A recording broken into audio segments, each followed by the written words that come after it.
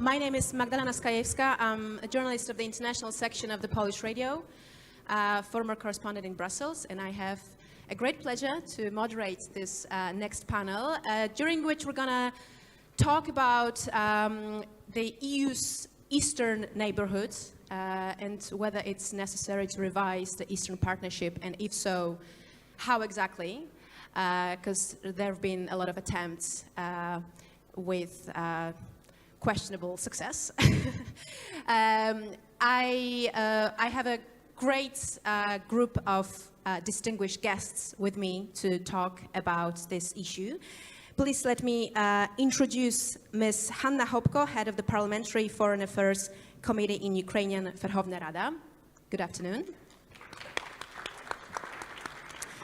On my left, Mr. Anders Aslund, Senior Fellow at the Atlantic Council. Mr. Adam Eberhard, Director of the Center for Eastern Studies in Poland. Mr. Tengiz Bhaladze, Advisor, Foreign Relations Secretary to the President of Georgia. Good afternoon.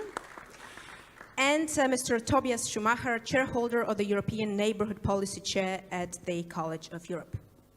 Very welcome to all of you. Before we talk about what the EU could do, what the EU should do, what the EU is potentially willing to do when it comes to the Eastern Partnership and Eastern Neighbourhood, I would like to first turn to our guests from the countries concerned, or two of the countries concerned, so Ukraine and Georgia, basically with the question what you expect the EU to be doing when it comes to greater engagement with the Eastern Partnership countries, with your countries, because we know that there needs to be a determination and motivation from both sides, not only from the EU side, but also from the Eastern countries' sides. So what would you like the EU to do? What are your expectations also concerning the upcoming Eastern Partnership Summit at the end of November? Ms. Hanna Hopko. Thank you for your question. It's a big honor for me to be here and to have this wonderful discussion.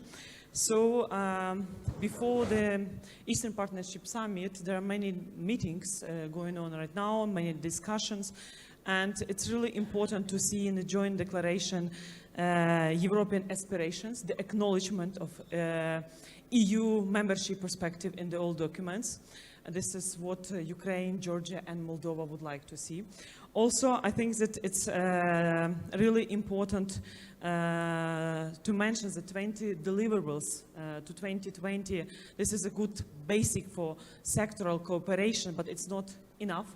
We should focus more on security issues and include cybersecurity, because this summer Ukraine managed to answer on many cyber attacks on banking sector, on critical infrastructure. So I think that this is the problems that could cover not just Eastern Partnership, but the whole EU member states cybersecurity.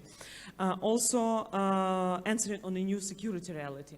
Second, it's also really important to talk about a new European investment plan for Ukraine, Moldova, and Georgia. This is the idea that Lithuanian members of parliament, former Prime Minister Mr. Kubilius and Kirkos, came up this February. And there are many debates, and the Committee of Foreign Affairs of the European Parliament already approved the new European investment plan, just to give the mandate to European Commission to work with European financial institutions like European Investment Bank and others to support, to provide financial resources for Moldova, Georgia, and Ukraine to improve social and economic environment. And also it's important to focus on next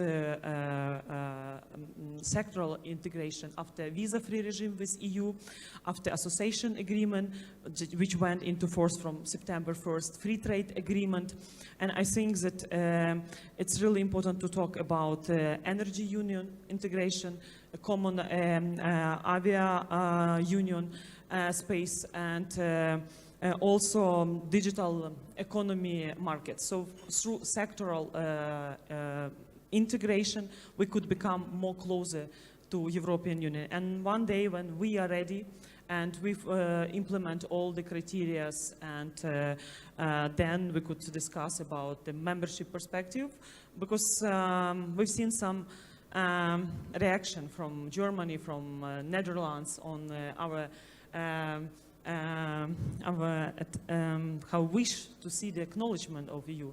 So some countries are afraid not to make Russians in more stress with our demands, but I think that this is what we deserve, and after we need the new flagship project for all these countries to keep reforms going on, making reform process sustainable, irreversible.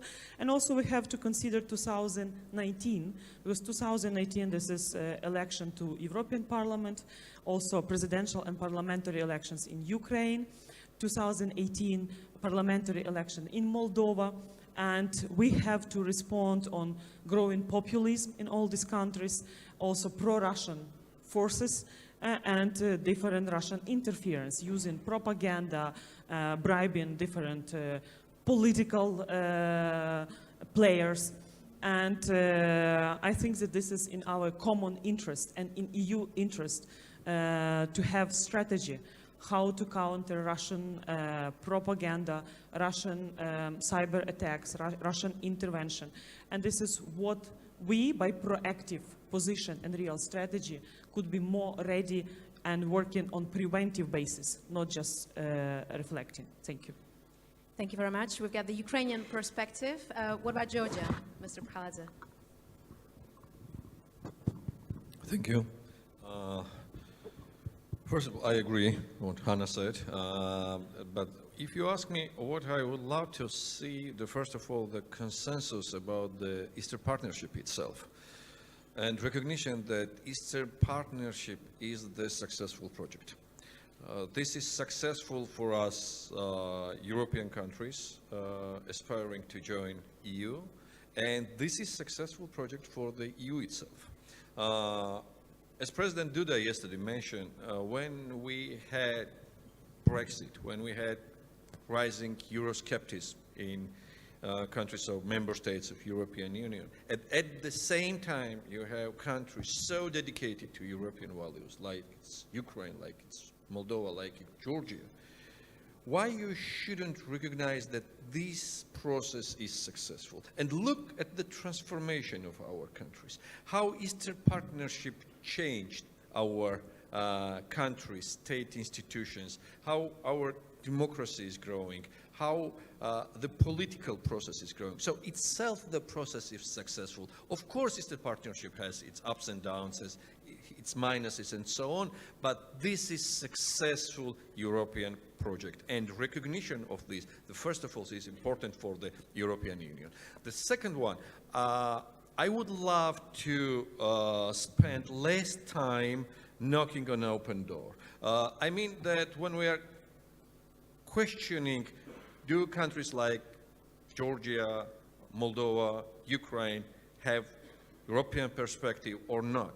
I think that that's obvious. We are a European nation, and according to the European Constitution, any European countries, of course based on their performance and so on, we all have European perspective. So let's be more focused on particular things. We all understand today that EU is not ready for the political marriage, but it doesn't mean that we have to stop the dynamic of integration. We need more projects which make more visible EU in our countries and our countries more visible in EU. Thank you. Thank you very much. Mr. Prhaladze says that Eastern Partnership is a very successful project. Very interesting opinion, although I don't think it's very popular in the EU. Many people talk that the process is in crisis. I wonder whether my other guests would agree with that it is a successful project. It is still a project that has its potential to expand and develop. And if so, what can we do more, Mr. Eberhard? First of all, thank you very much for the invitation and the question.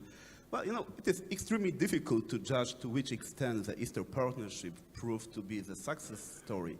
I believe, well, I would propose you a bit different answer. I would argue that it was not the success story because of multilateral frameworks. It was not the success story because of flagship initiatives. It was not the success story because of thematic platforms or other issues. Even I don't think that the most important thing was financial allocations, because we should remember that additional financing does not necessarily translate into a reform process. It may result in a corrupted state, captured state, when the local elite is interested more about getting European Union financial resources than undergoing deep reforms.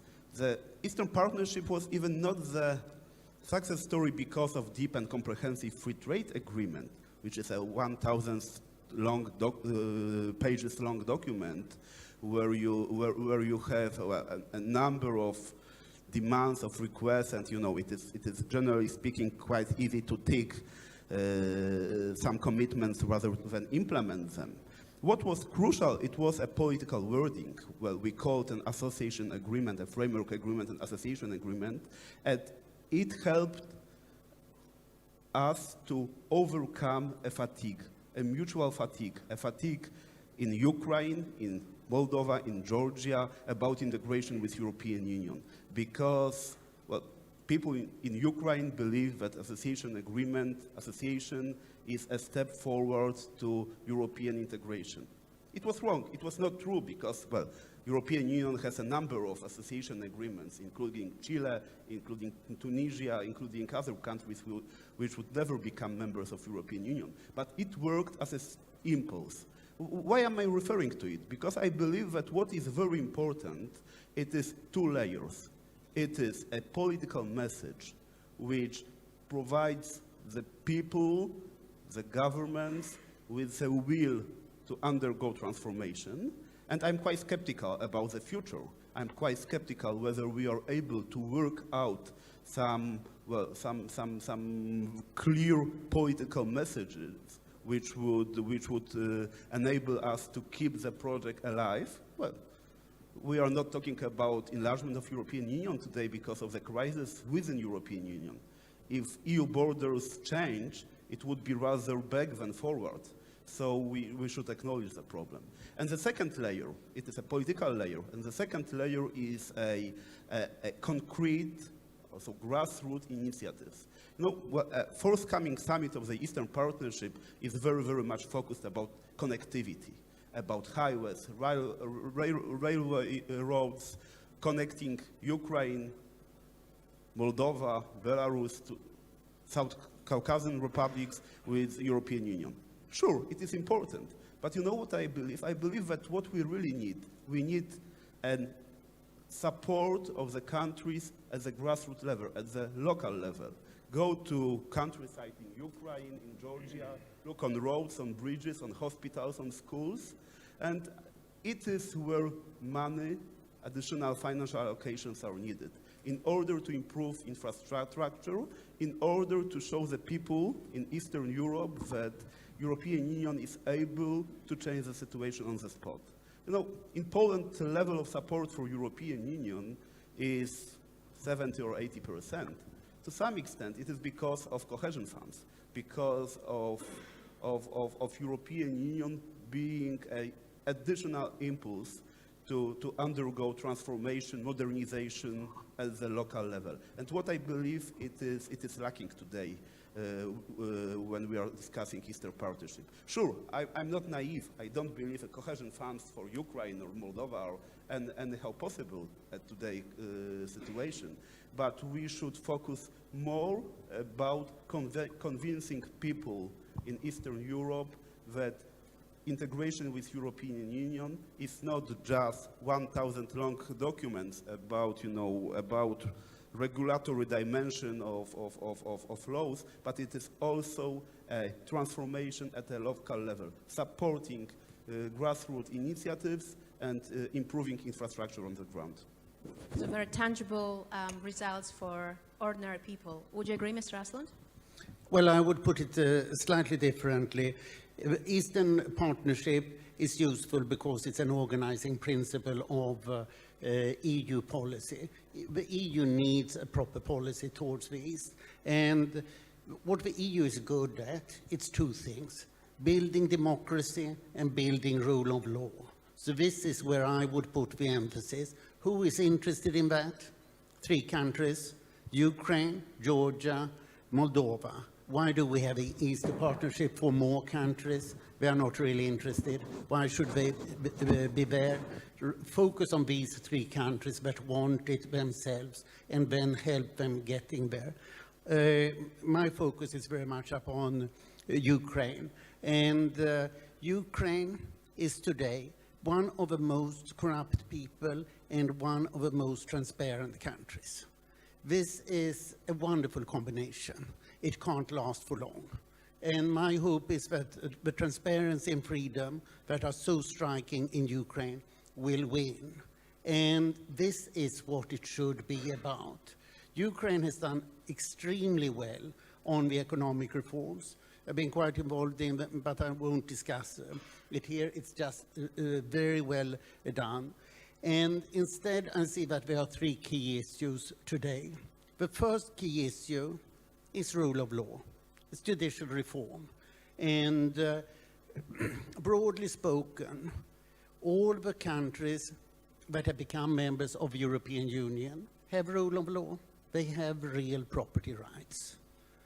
And in the former Soviet Union, I would say that there's only one country that has rule of law: Georgia. This is what was accomplished under President Saakashvili's rule in Georgia, and it's now being maintained. So this is the key for Ukraine and Moldova to get rule of law. I think that we should have a complete focus on that. Ukraine has just carried out a judicial reform where 1/4 of the new Supreme Court judges are tainted, have not proven their integrity. So this has been a failure. Instead, the West is now united around the idea of setting up an independent anti-corruption court. It appears as if President Poroshenko realizes that he has to make this concession. And I think that this is the absolute demand. And this is indeed what the protesters in Ukraine in the last month have demanded. And their other demand, which is what I think the second most important thing, it is to get an electoral reform. Ukraine has perhaps 60 wonderful parliamentarians like Hanna Hopko here, but there are many other parliamentarians that we would not like to see here, and fortunately don't, because they are in parliament in order to make business. They have bought their seats, and they want to get good return on their investment. So the best way of getting rid of this is what is now the street demand in Kiev: proportional elections with open lists, so that you can't buy a seat in parliament. And these are the 2 things that I think that the European Union should focus on in its Eastern Partnership. Georgia has essentially accomplished these things, and Moldova is in a similar situation as Ukraine, while they are, for various reasons, a more complex constitutional situation. So I think that if we get this done, then we can say that the Eastern Partnership has been a great success. But I should then add a third element, apart from judicial reform and electoral reform, and that's what Hanna Hopko talked about here, and also Adam, and that is financing. All these countries need more financing. And if you think of how poor they are, it's not much that is needed in comparison with what the European Union has. What I would argue for Ukraine, as Hanna Hopko and Andrius Kobilius have been campaigning for, is $5 billion a year for Ukraine, which would be normal Western financing through EBRD, European Investment Bank, World Bank, and International Finance Corporation. This is nothing out of the ordinary. This is just standard Western financing that must get going, and so far it's not. Thank you. Thank you very much. Mr. Aslam mentioned 3 countries that are so-called frontrunners in this initiative, so Ukraine, Georgia, and Moldova. And going back to the upcoming Eastern Partnership Summit at the end of this month, the European Parliament published a report with recommendations ahead of the summit, and they basically call the European Union to consider within the Eastern Partnership policy an attractive longer-term EAP plus model for associated countries that have made substantial progress in implementing DCFTA and associated agreement related reforms that could eventually lead to joining the customs union, energy union, digital union, Schengen area, further EU internal market access, and so on and so forth. I'm wondering whether Mr. Tobias Schumacher thinks that it is a good idea, this so-called EAP plus for those frontrunner countries. Thank you very much. When discussing the European Union's engagement in the neighborhood East and South, I tend to be pretty puzzled, I have to say, when it comes to all those statements by many of us, all of which tend to revolve around just one thing. What can the European Union do? What should it do in the neighborhood in the first place? Well, I think, and I'm coming back to your question in a second, these kinds of questions do actually miss the point. They miss the point because they do not really address the issue that is at stake here. And the issue that is at stake is that the European Union does not have a clear-cut vision. It doesn't have a clearly, explicitly stipulated goal, objective, with respect to what the final end goal of this particular policy exercise, of this particular policy framework shall be. The question that arises basically then is, are the association agreements that have been, thank you so much, that have been concluded with Moldova, Ukraine and Georgia, are they a means to an end, or are they the end in itself? Question mark. This is a problem. This is a recurring problem, and it is a problem that is particularly relevant for neighbors. And I can tell you that time and again, and we saw that, for example, during the EU-Ukraine summit in the summer this year, that neighbors keep demanding, keep pushing the European Union to provide them with a clear-cut roadmap that outlines very clearly what is at the very end of this rather dark and long tunnel of legal approximation. The European Union, time and again, is not coming up with that answer. During the EU-Ukraine summit, as Hannah, of course, knows much better than I do, the European Union even refused to come up with a summit declaration which would acknowledge the European aspiration and the European choice of Ukraine. The same goes, and that brings me back to your question, the same goes for the Eastern Partnership Summit that is upcoming in basically 2 weeks' time. Negotiations took 3 months for the European Union member states among themselves, as well as with the neighbors, to come up and agree on a declaration, a summit declaration, which would eventually contain this acknowledgement of the partners' European choice and their European aspiration. There was a lot of bickering within the European Union, within the Council of Ministers, in particular in the COREPER. At the time, it was the Hungarians that were threatening, in fact, to block the entire summit. And had that happened, the Eastern Partnership would have been dead. So much about the sustainability of the project as such.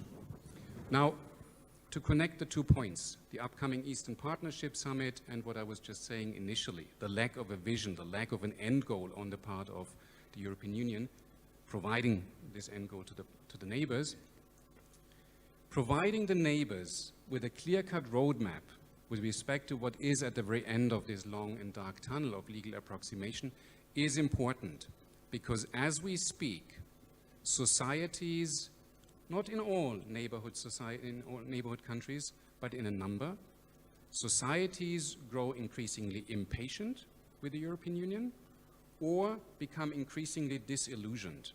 Disillusioned with respect to what DCFTA implementation actually means. Nobody has ever explained that to any one of them. The European Union, the Commission in particular, up until today, is hiding behind very fancy and over-attractive and, in my view, unjustified impact assessment studies, all of which just focus on macroeconomic development, but do not say a single word about the impact that DCFTA implementation will have on small and medium-sized enterprises and thus labor market development. So public support is shrinking. In Ukraine, we have approximately 57–58% these days who consider European integration to be a worthwhile project. Over the summer, according to an opinion poll by the former IWP in Kiev, skepticism vis-à-vis the integration project rose by 24%. In Georgia, support for EU integration is at 73% these days. It was much higher already in the past. Not to mention Moldova, where 52, 54, 56%, according to different surveys, favor further integration into the Eurasian Economic Union. So there is a lot of skepticism. And that in turn means that domestic regimes, to the extent that they are reform-minded, and that is a question mark here, do lose public support and legitimacy to further embark on reforms. One or two more points, picking up on your question. What to expect from the EAP summit? My dear friends, my dear colleagues, let me be very blunt. Very, very little. You raised the question regarding customs, Schengen, energy, digital. Mr. Poroshenko put those demands already on the table in July during the summit. He got a niet. This is not going to happen. A week ago, 1.5 weeks ago, Mr. Juncker and Mr. Tusk wrote a letter to Mr. Poroshenko. This is not going to happen. Now the question is, should it actually happen? Would it be actually beneficial for a country such as, say, Georgia, which has one of the most liberal external tariff regimes, to participate in Schengen, in customs, sorry? No, it wouldn't. Would it be beneficial for a country such as Ukraine? No, it wouldn't. So in my view, apart from whether or not this is beneficial, these pleas, in this case by the European Parliament's Foreign Affairs Committee, to provide neighbors with additional goodies that seem to be goodies but in fact might not be that attractive, are just another sign of this desperate attempt to keep the partnership alive, to satisfy neighbors, and most of all, to silence them, just to make sure that they're not going to submit a membership application anytime soon. So I guess we still go back to the issue that the EU still doesn't have a clear perspective for the Eastern partners, and might not have it even by the end of this month, so to say. And I'm wondering how that hesitation on the EU side impacts what's happening in countries concerned, both on the governmental level when it comes to implementing reforms and so on and so forth, and on the social level, level of ordinary citizens, whether it does have an impact on this pro-EU, pro-Western attitudes in your countries. Ms. Hanna Hopko. I think it's really important for Ukraine to become stronger, because a strong Europe needs a strong Ukraine. And within these 4 years of Russian aggression, we built our army from scratch, and now Ukrainian army ranks 8th position in Europe as a continent, having 250,000 soldiers, well-trained, and thanks to Americans, Canadians, UK, who are helping us to build army. And Ukrainian soldiers have practical, unique experience encountering Russian hybrid war tactics on daily basis. So this is first. We have to continue to make our army more modernized, to introduce the parliamentary and civilian oversight in defense and security sector.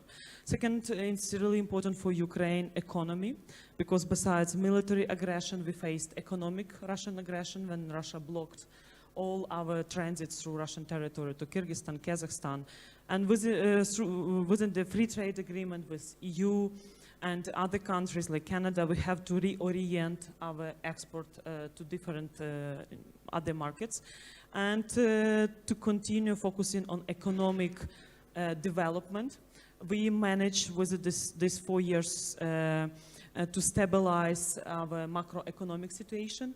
International reserves in Ukraine increased from 5.8 billions of US dollars in 2015 up to almost 18 billions of dollars in 2017.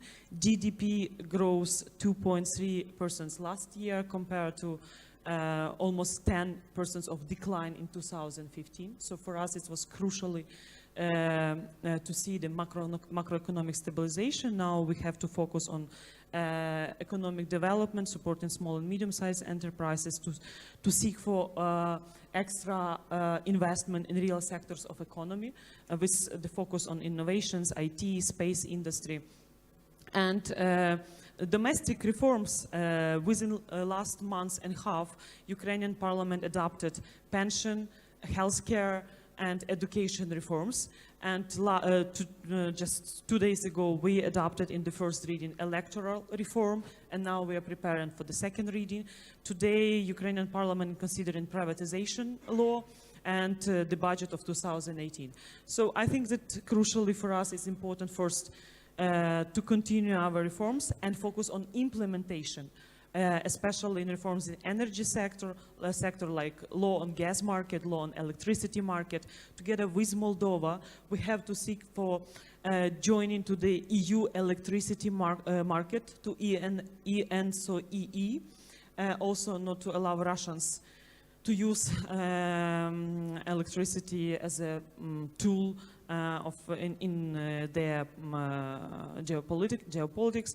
So this is, of course, we don't have any illusions with current EU situation, with all of internal problems within the EU. So this is why we understand some of the reaction from EU when we are proposing the next ideas for the cooperation. And besides homework, I think that we have with EU to think about common threats and how to respond in proper manner. And I think that here we have to discuss about different centers of excellences in cybersecurity, as I mentioned before. And honestly saying, within these 4 years of Russian aggression, we have unique experience how to counter all Russian aggressions by ourselves. Even with sanctions policy, it was really hard for us each 6 months to prolong, to keep the EU very united on this issue. And also, I would like to thank Americans for very strong sanctions recently adopted, which included energy package, because Nord Stream 2, this is not the economic issue, as Germans used to say. This is pure geopolitical issue for Russians and for a big threat for the whole EU. And I hope that EU will be much smarter in not allowing to build Nord Stream 2. Because this is in the interest of one country, but not in the long-term interest of the whole EU as a community. Thank you very much. We'll go back to the EU unity or disunity in a moment, but I turn to Mr. Paladze. How concerned are you that this EU hesitation, EU disengagement maybe to some extent, will impact the pro-Western, pro-EU attitudes in your country? Thank you. First of all, let me start with the attitude. When we're talking about the Georgia's strategic choice and our integration towards EU and NATO, let me highlight that we haven't choice either or. We have only choice. This is European way, Georgia's European way. Why? Because we naturally are part of the Europe.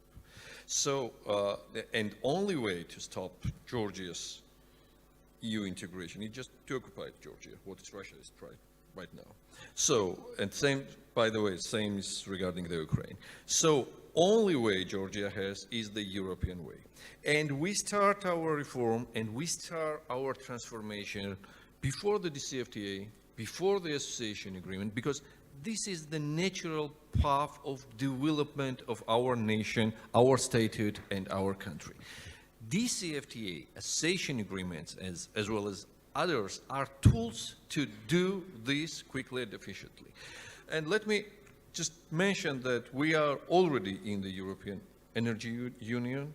We are part of EU security, and not just a part, we are contributor in the EU security, and our men and women in uniform, they are fighting for the EU security. So we are here, and the opportunities we are developing, we try to develop, the new projects we try to develop, including the infrastructure, by the way, including the railway system, highways, deep sea ports, and so on. This is everything beneficial for the EU.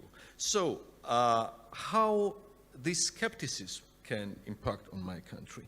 The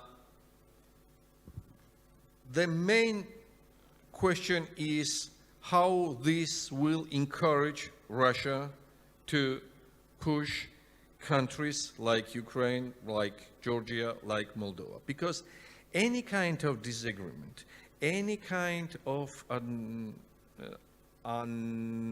any kind of contradiction in EU, in NATO, Russia used as an advantage that now is the time to act, to engage, to make provocation, to make instability. So this strange strategy to maintain instability around the borders, this is the part of Russia's foreign policy. So that's why it could rise additional problem for us, never stop.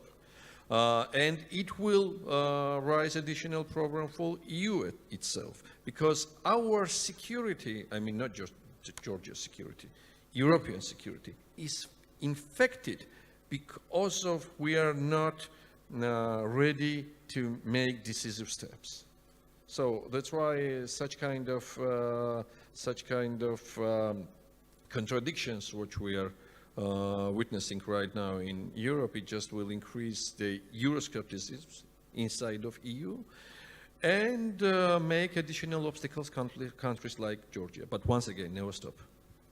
From what you're saying, it seems like the EU can't afford really to be the spectator of what's happening in the East. It needs to get engaged. But as we know, the EU is struggling with its own problems, and there is a long list of them. Terrorism, Brexit, Russia as well, the populism, many internal problems that prevent maybe the EU. All roots of those problems are beyond the EU borders in our countries. Mm-hmm. So that's why EU have to pay more attention. Mm-hmm.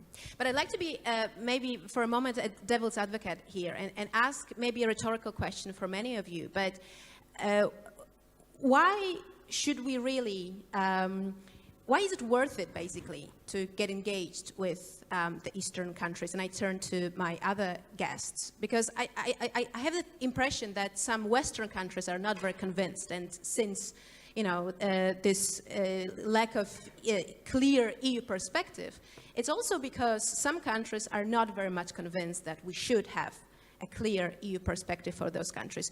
So why is it worth it, Mr. Eberhard? Well, you know, nearly 10 years ago, when we started our discussion about would be the Eastern Partnership, there was a discussion about whether to include security issues into the Eastern Partnership. The final decision was no. The Eastern Partnership is built upon the securitization concept. So we don't engage in frozen conflict, we don't engage in unfrozen conflicts. We try to keep Russia apart and do everything possible to avoid confrontation with Russia. As a result, the Eastern Partnership lacks a security pillar, but it didn't allow us to avoid the problems stemming from security issues. For 3 years, Ukraine has been fighting war against Russian aggression, and it does influence the security of Europe, security of European Union, security of particular European Union states, and it is completely naive to believe that we may just decide that some topics are not in our interest. We may easily avoid them, and we may succeed with a policy which is limited only to particular fields where we feel comfortable with. So I think it is point number one. The second point, I would like to stress that we should not forget that Eastern Partnership is just one pillar of the Eastern policy of European Union. Because, well, it is about the political message, it is about the main framework activity, association process, it is also about some grassroots initiatives I have been advocated for in my previous intervention, but it is also the Eastern policy of European Union is also supporting Ukraine in fighting war against Russia. It is supporting a domestic front because, well, there are two fronts. It is a military front in Donbass, but there are also clear attempts by Russian government to derail process of reforms. I doubt whether Eastern Partnership as such provides us with tools to change it. It is activity of particular European Union states. It is an additional activity of European Union out of the, well, not being part of the Eastern Partnership program, which is really needed in order to avoid the challenges we have been facing in the last years. But again, maybe someone would say, especially again in Western Europe, why not just fix our own problems first, pull ourselves together first, and then, you know, maybe think of other countries who might potentially join the club. Is that naive? Yeah. Why so? Yeah, you can see that the neighboring countries are always in favor of enlargement. It was Germany that was in favor of Poland joining, while France had hesitations, because it meant that the center of the European Union would move. Germany and Sweden have benefited enormously from outsourcing. Germany to Central Europe, Sweden from outsourcing to the Baltics. German automotive industry would not be in the wonderful shape it is now without all the subcontractors in Central Europe. And Central Europe has got its own car factories developing. So this has been extremely good economically. And on the other side, democracies don't go to war with one another. You are much safer if you have a democracy on the other side of a border and further away. The threat we are seeing today is Putin's kleptocracy. That Putin has a system that can't reform and that can't maintain popular support without small victorious wars, as we saw in Georgia in 2008 and in Crimea in 2014. This is the risk. I don't believe in Russian neo-imperialism or revanchism. What we are seeing is a little afraid man sitting in the Kremlin who wonders how can he maintain his power, and therefore he wants to steal as much money from his people as possible and put it abroad, and therefore he becomes more and more vulnerable. But he hopes that he can use these funds to maintain what he has at home. How much better we would be off if Russia was a democracy and had rule of law, then we would not have that threat. And now we have a possibility to help Ukraine and Moldova to get onto the right track. I think Georgia has already done most of these things. And then what is needed from the European Union is only a few $1 billion a year. How can one miss such an investment opportunity? Of course, this money should be conditional on rule of law and democracy. Otherwise, it's not worth doing it. But these countries are willing, and we should do it. Thank you very much. We're running out of time, but I'd like to ask Mr. Tobias Schumacher also to comment on that. So coming back to the question why the European Union should engage in the neighborhood, I think there are 2 points that we must not forget. One of which was raised already by Adam. European security is indivisible. So what happens in the neighborhood affects the security of each and every member state. That's the obvious one. Now the second one is, well, we engage because it benefits us. Let's put this very clearly and very honestly. With the exception of Azerbaijan and Algeria, we have been using the European neighborhood policy, we have been using association agreements and the corresponding trade preferences and trade regimes in our favor, to the extent that we have been generating and consolidating and increasing even over the years massive trade surpluses with each and every neighbor. Now this is something that you don't want to jeopardize, you don't want to risk that. You want to have that. At the same time, of course, we have put ourselves in quite a pickle. We have put ourselves in quite a pickle because we have to deal with a thing that we call Lisbon Treaty. And the Lisbon Treaty is a monster. It contains all kinds of objectives, many of which, in fact, simply don't go together.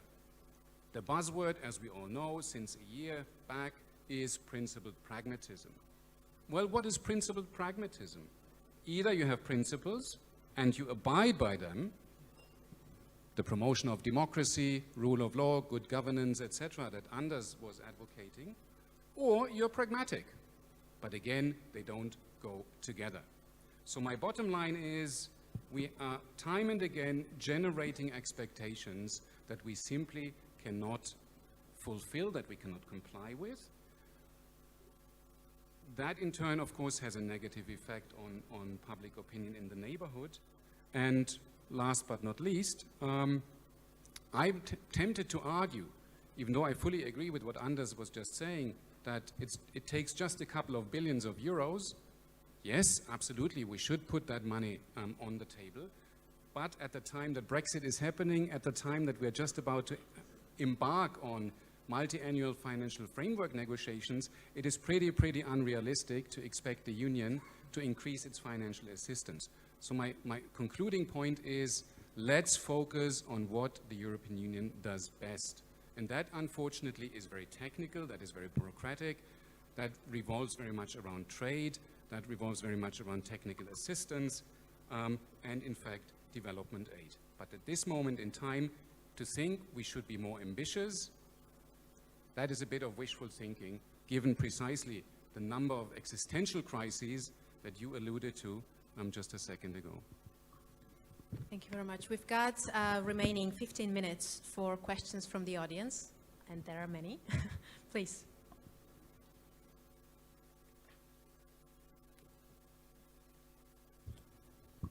Dovila Shukita, Eastern Europe Study Center, Lithuania. Well, you know, I kind of have a feeling that EU and EAP doesn't communicate, or for me it's a feeling it's a bilateral relations, correct? So Mrs. Hopko is advocating for Marshall Plan, and my question is like, are Eastern Partnership countries joining together in a common goal? Let's say maybe Georgia needs similar plan. So by doing things together, maybe you could convince EU, you know, that it should actually act. And another thing, I mean, Georgia is front runner, and Moldova could use your assistance and help. So do you support, do you share advice with them, and do you share your successes? Thank you. So I guess the first question was to Ms. Hopko. Recently, just 1 week ago in Tallinn, when Commissioner Hahn participated in one conference, and I asked about the support of so-called, because we don't want to use the word Marshall Plan, like analogy, historical analogy was real Marshall Plan in 1947 for the post-world Europe, but there are different Marshall Plans. For example, Commissioner Hahn is advocating for Marshall Plan for Western Balkans. understanding why it's really important, this infrastructure gap between Austria and Western Balkan countries, and how it's important to support people, improve their life, and Germans, they have their German Marshall Plan for Africa with 40 billions of dollars, and it's written, and we understand the reasons why Germany or EU is interested in German or Marshall Plan for Africa. So here we are also explaining why for Ukraine, Lithuania started to advocate this new European condition investment plan for Ukraine. And then within the Eastern Partnership, Moldova and Georgia joined also to this initiative. But I would like to extend this financial instruments, not just EU, and to consider wider like G7 Western investment plan for Ukraine, because Georgia and Moldova, and with the focus on different sectors of economy. And the West is also interested in this new European investment plan, because they could bring their companies in infrastructure projects, supporting different IT startups and others. So this is in the benefit, because there are many critics saying that Ukraine already received a lot of financial resources, but IMF loans, this is something that we will have to return. Grants and other financial support, still, it's not enough, because 2.3% of GDP growth with 5% that we are spending on security and defense of our GDP, we are seeking for extra financial resources to make people more satisfied with reforms, to avoid the populism that is growing before, especially presidential and parliamentary elections in Ukraine.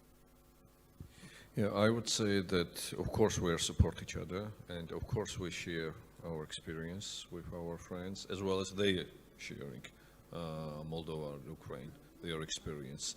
So in this process, we are together. Of course, there are some differences.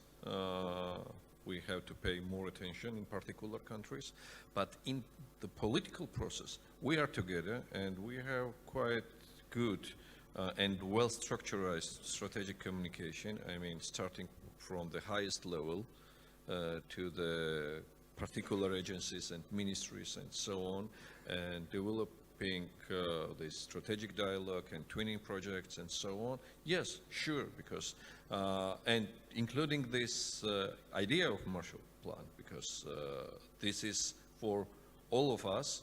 And I remember how we discussed this with Lithuanian representatives in Tbilisi. So we all are engaged, because success of Ukraine is success for Georgia. Success of Moldova is success for Georgia, and vice versa. Georgia's success is success of Ukraine and Moldova and so on. And the problem we have, they are pretty similar. And if you find solution in one country, you can use this in different country. And nowadays, why we are so optimistic? You are from Lithuania, as I know, yeah? So, almost 10, 15 years ago, when Baltic states decided to join EU and NATO, by the way, there were too much jokes about this. I remember including the DC, not just in Europe, and there were a lot of skeptics. You had less friends and less number of advocates when we have right now. So that's why we're too much optimistic. I guess we've got time for one or two questions. Yes?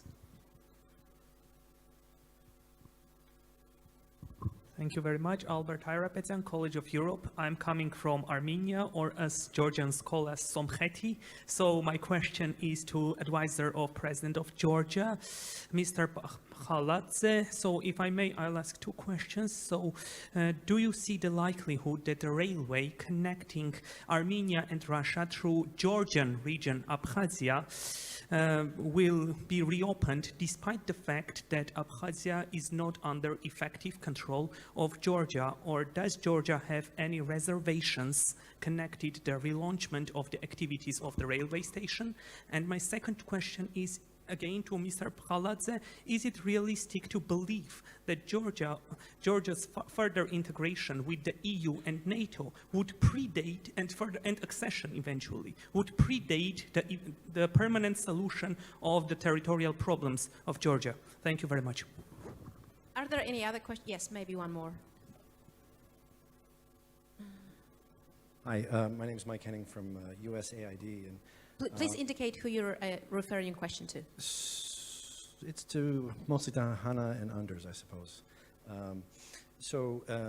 I'll ask a question in a way that maybe only an American can, not being part of the EU.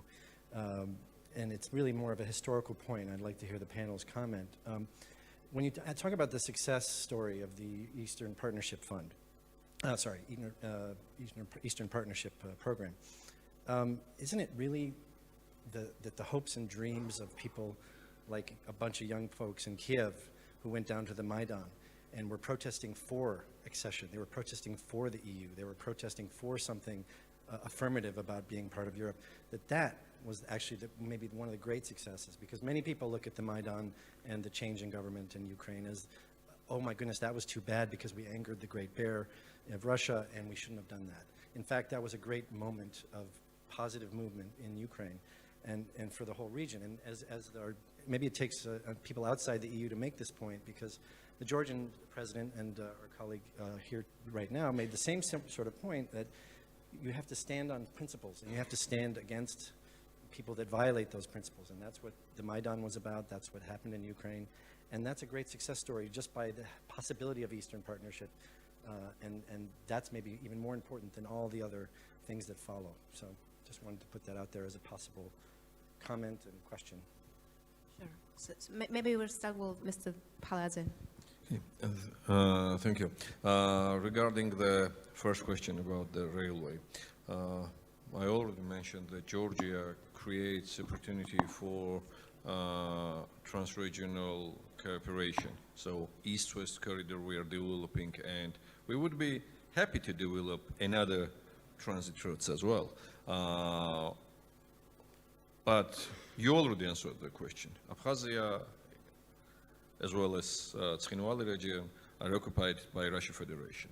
And doing so, Russia Federation prevented development of international cooperation and prevented development of the projects which are very beneficial for, not just for Georgia, but for our neighbors like you, like Turkey, like others.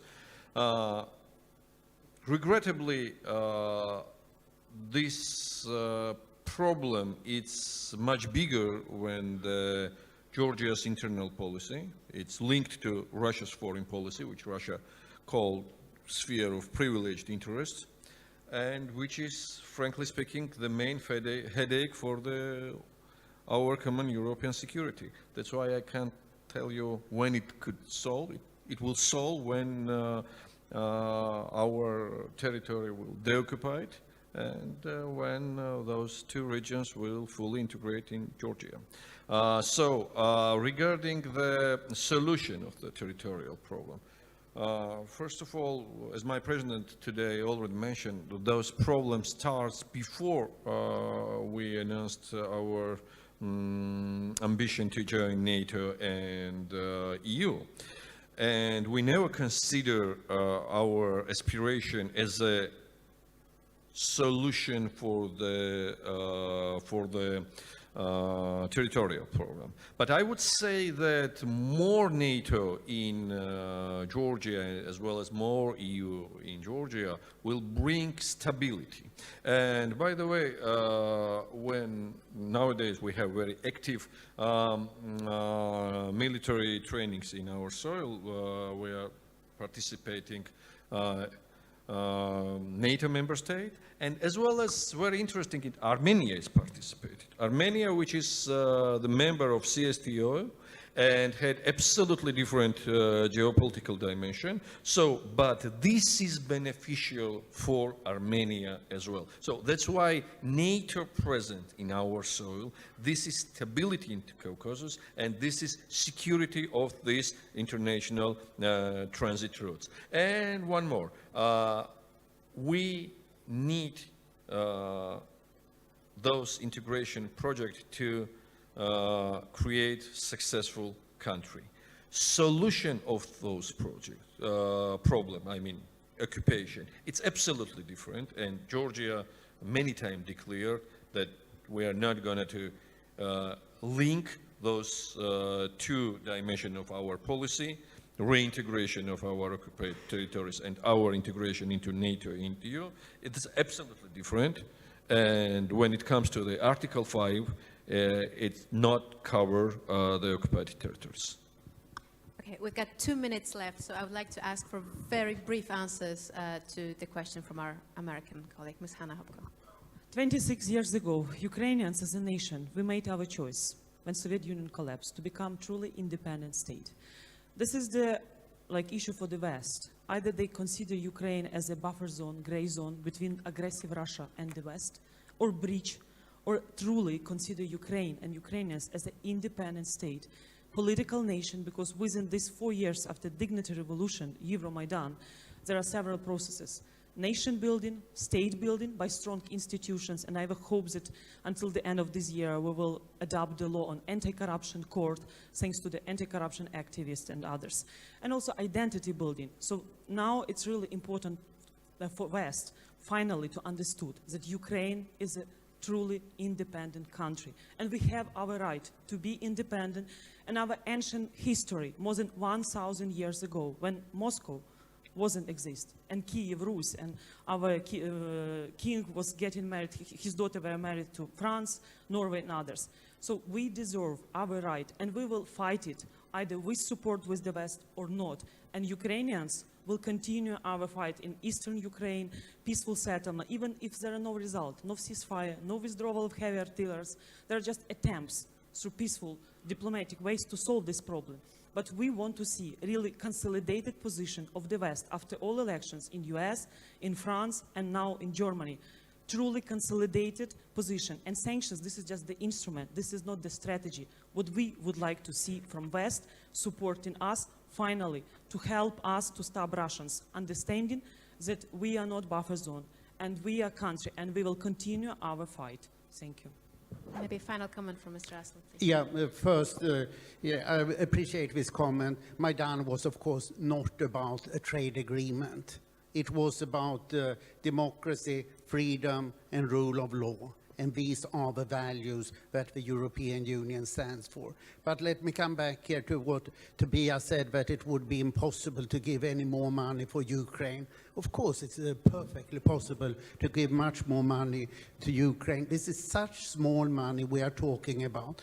The World Bank has $2.1 billion that has been committed to Ukraine, but for projects that won't be done. They can easily give $1 billion a year.